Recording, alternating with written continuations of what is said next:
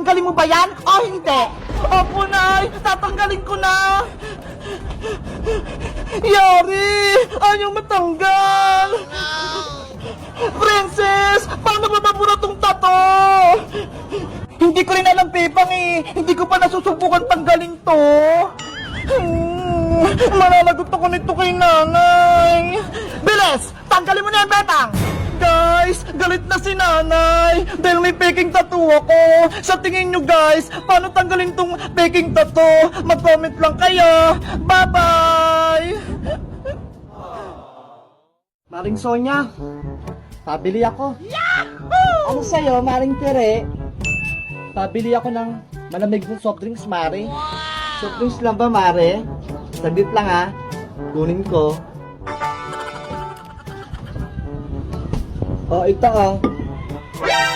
Ay, ayan. Ayoko yan, Mare. Wala bang iba? Ganun ba? Ang arte mo ah. Ito, RC oh. Malamig-lamig yan. Wow! Yan, gusto ko yan, Mare. Masarap. Kaso, may malit ka bang ganyan, Maring Sonya? Oh, no! Ang laki-laki niyan. Walang malit niyan, Tere. Ano lang meron, Mare? Mga miss mo na lang meron dito. Ay, sige. Ayun na lang.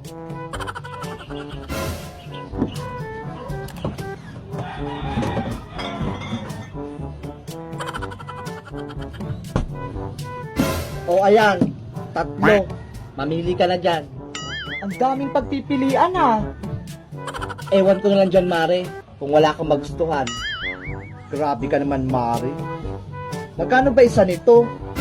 Ayan, gusto ko yan. Sa wakas, bibili ka na din. 15 lang isa niyan, Mare. 15? Ang mahal naman ito. Eh, anong gusto mo? Libre? Sa totoo lang, Mare, 2 piso lang yung dala ko dito. 2 piso lang pala pera mo. Tapos soft drinks pa bibilihin mo. Uhaw na kasi ako, Mare. Baka may malamig na tubig ka dyan. Painom naman ako. Wala kasi kaming malamig na tubig sa bahay. Malamig na tubig lang pala, ah. Saglit lang. Kunin ko.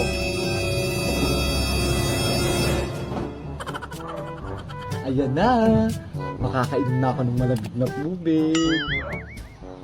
Eto na malamig ng tubig, Mario. Oh, Mario, ah. Malamig na tubig lang hiningi ko sa'yo. May kasama pang yelo. Bili-bili ka pa ng soft drinks. Wala ka naman palang pera.